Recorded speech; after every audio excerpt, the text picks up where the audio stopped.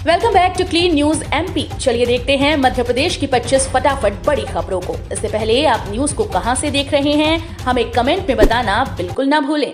साथ ही हमारे Facebook page को भी फॉलो करें। फेसबुक पेज का लिंक डिस्क्रिप्शन में दिया गया है। उम्मीदवारों के लिए बड़ी खबर, बुधवार से फिर शुरू होंगे इन परीक्षाओं के आवेदन। मध्य प्रदेश लोक सेवा आयोग के उम्मीदवारों के लिए राहत भरी खबर है। राज्य अभियांत्रिकी सेवा परीक्षा 2021 के बाद अब 8 जून से 3 और परीक्षाओं के लिए आवेदन की प्रक्रिया दोबारा से शुरू होने जा रही है। इसके लास्ट डेट 17 जून रखी गई है। दरअसल मध्य प्रदेश लोक सेवा आयोग के द्वारा संपदा प्रबंधक, कंप्यूटर प्रोग्रामर और सहायक जिला लोक अभियोजन अधिकारी भर्ती परीक्षा के लिए शुद्धि पत्र जारी किया गया है। इसके तहत 8 जून 2022 से एक बार फिर से ऑनलाइन फॉर्म भरे जाएंगे, जिसकी लास्ट डेट 17 जून तक निर्धारित की गई है। मृतकों के परिजनों को 5-5 लाख व गंभीर रूप से घायलों को 50-50 हजार रुपए सहायता राशि प्रदान की जाएगी।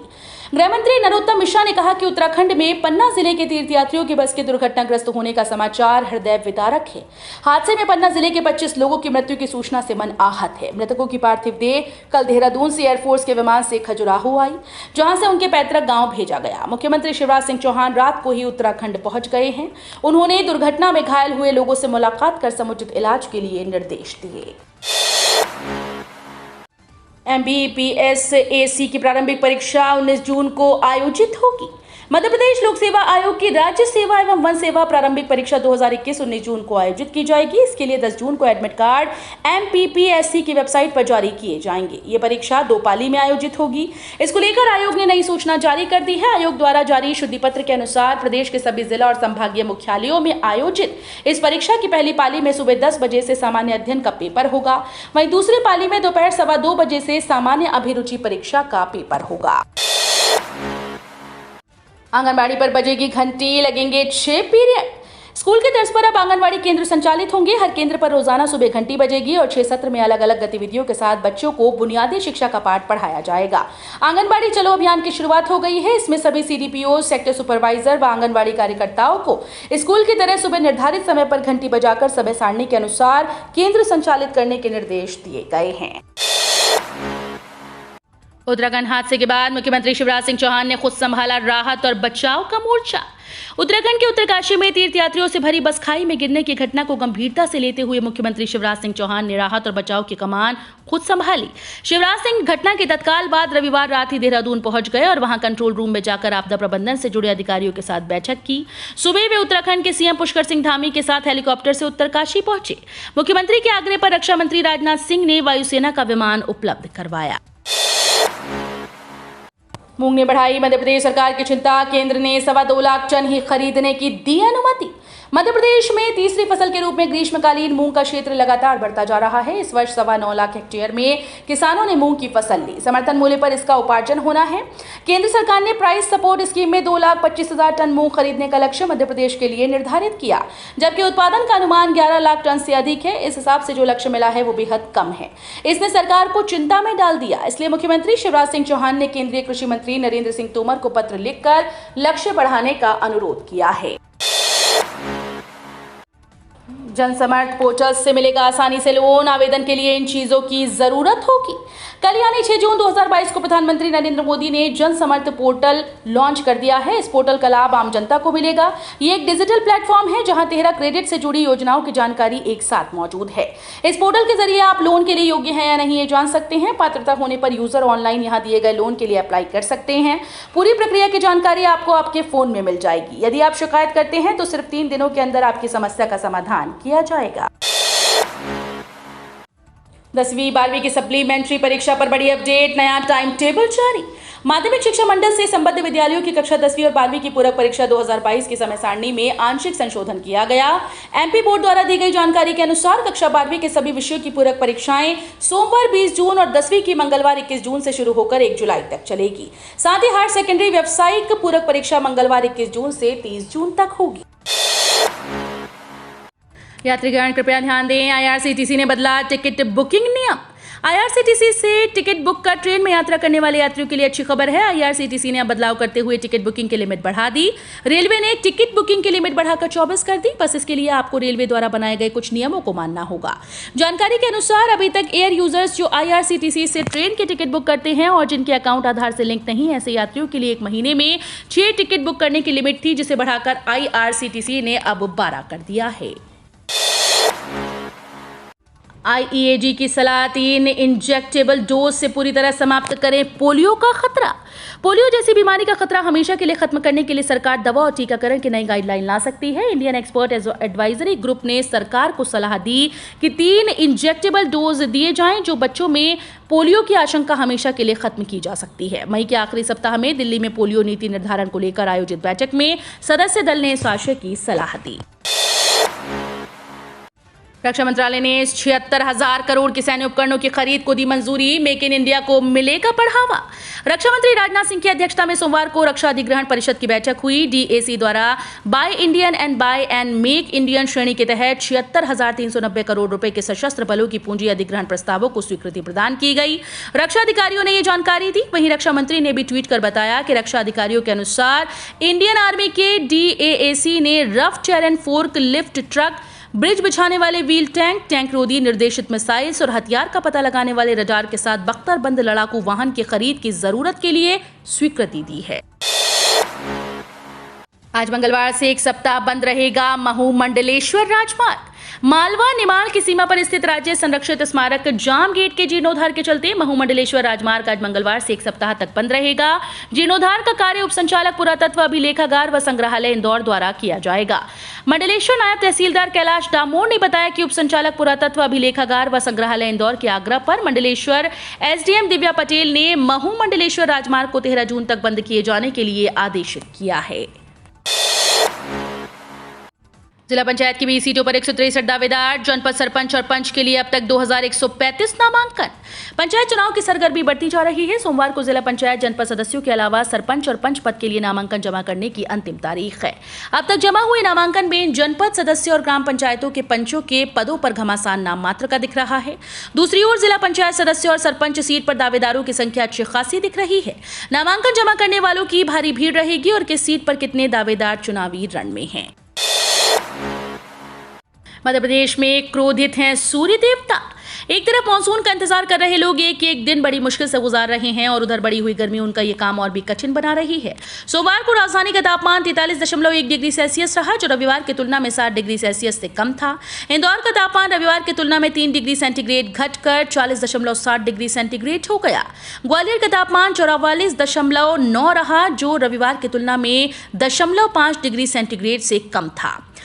वहीं जबलपुर का 0.2 डिग्री सेंटीग्रेड से घटा और 44.4 डिग्री सेंटीग्रेड हो गया। हालांकि तापमान में गिरावट इतनी मामूली है कि कोई राहत महसूस नहीं की गई। Electronic corporation of India limited दे रही है युवाओं को रोजगार। इलेक्ट्रॉनिक कॉर्पोरेशन को इंडिया लिमिटेड ने भर्ती के नोटिफिकेशन जारी कर दिए हैं। नोटिफिकेशन के मुताबिक 40 ट्रेड्समैन के पदों पर उम्मीदवारों की भर्ती होगी। सारे पद अलग अलग जोन के लिए हैं। आवेदन शुरू हो चुके हैं और उम्मीदवार 25 जून 2022 तक आवेदन कर सकते हैं। अलग अलग पद पर आवेदन करने के लिए उम्मीदवारों की योग्यता भी अलग अलग निर्धारित की गई, जिसकी जानकारी आप नोटिफिकेशन में देख सकते हैं। बैकफुट पर कांग्रेस नहीं भरवाएगी दावेदारों से शपथ पत्र।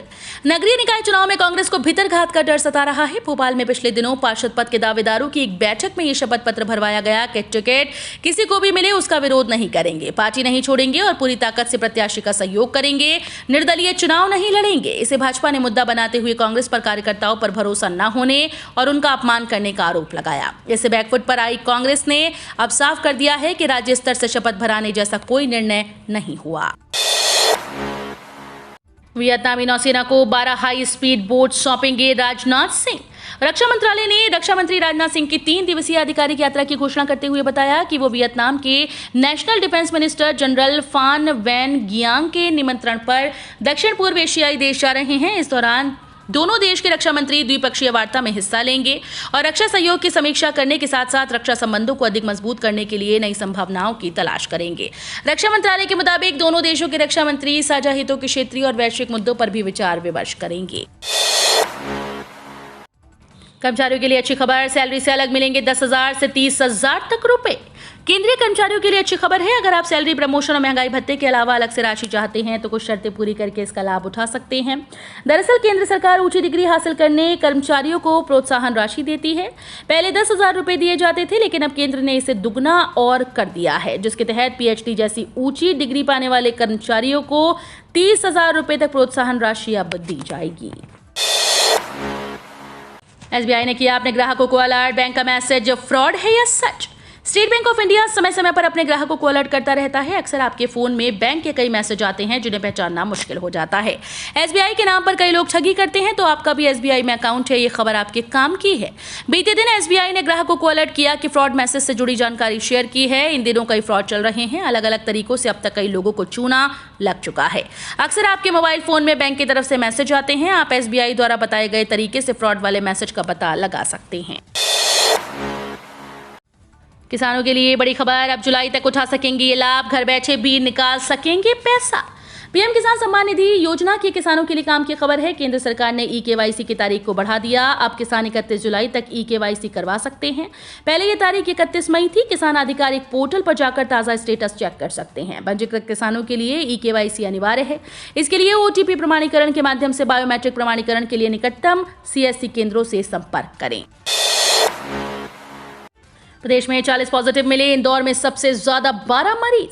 मध्य प्रदेश में कोरोना संक्रमण के मामले लगातार सामने आ रहे हैं। 6,932 जांच में 40 संक्रमित मिले। इनमें सबसे ज्यादा 12 मरीज इंदौर में मिले।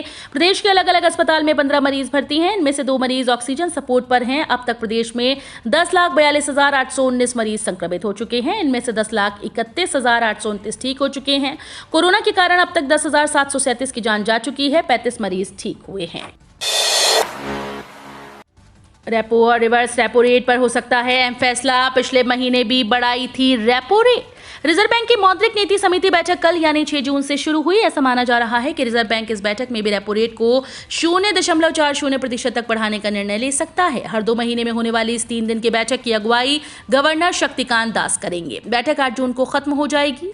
इससे पहले पिछले महीने मई में रिजर्व बैंक ने एक आपात बैठक कर रेपो रेट को 0.40% बढ़ाने का निर्णय लिया था। लगातार बढ़ती महंगाई से चिंतित आरबीआई ने रेपो रेट को 4% से बढ़ाकर 4.40% कर दिया था। इस बैंक ने फिक्स डिपॉजिट की दरों में किया बदलाव। अब अधिकतम 7.49% मिलेगा ब्याज। फिक्स डिपॉजिट एक ऐसा निवेश है जिसमें रिटर्न की गारंटी रहती है। यही वजह है कि एफडी को लेकर लोगों के अंदर का उत्साह कम नहीं हुआ। बैंक भी एफडी निवेशकों को आकर्षित करने के लिए दरों में समय समय पर संशोधन करते रहते हैं। सूर्योदय स्मॉल फाइनेंस बैंक ने एफडी की दरों में बदलाव किया। अब बैंक की तरफ से एफडी पर अधिकतम ब्याज 7.49% दिया जा रहा है। 7 से 45 दिन के टाइम पीरियड पर बैंक की तरफ से 3.25% का ब्याज दिया जाएगा। वहीं 46 दिन से 90 दिन की एफडी पर बैंक 4.25% ब्याज दे रहा है। 10 से 20 रुपए प्रति लीटर सस्ता हो गया सरसों, सोयाबीन समेत कई खाद्य तेल। मसालों में अभी राहत नहीं। खाद्य तेल की कीमतों में बीते एक सप्ताह के दौरान 10 से 20 रुपए प्रति लीटर की गिरावट आई। सरकार की ओर से आयात शुल्क हटाने और इंडोनेशिया द्वारा पाम ऑयल का निर्यात शुरू किए जाने के बाद से लगातार कमी आ रही है। हालांकि मसालों की कीमतों में कोई गिरावट नहीं देखी जा रही। हल्दी को छोड़ दिया जाए तो बाकी मसालों की कीमतों में बीते वर्ष के मुकाबले करीब 70% तक की तेजी आई। वहीं स्थानीय व्यापारियों का कहना है कि बाजार में तेजी है, लेकिन ग्राहकों की संख्या में भी बड़ी कमी आई है। सोलर पैनल लगवाकर दूर होगी बिजली बिल की टेंशन। लगवाने का इतना पैसा देगी सरकार।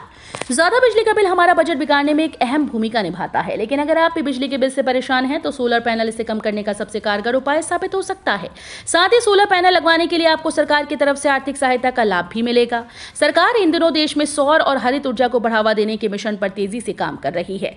ऐसे में सरकार सोलर पैनल लगवाने वालों को आर्थिक सहायता भी देती है। भारत में सौर ऊर्जा को बढ़ावा देने के लिए नवीन और नवीकरणीय ऊर्जा मंत्रालय ने सोलर रूफटॉप योजना की शुरुआत की है। तो ये थी आज की 25 फटाफट बड़ी खबरें। अगर आपको न्यूज़ पसंद आई हो तो वीडियो को लाइक और शेयर जरूर करें। धन्यवाद।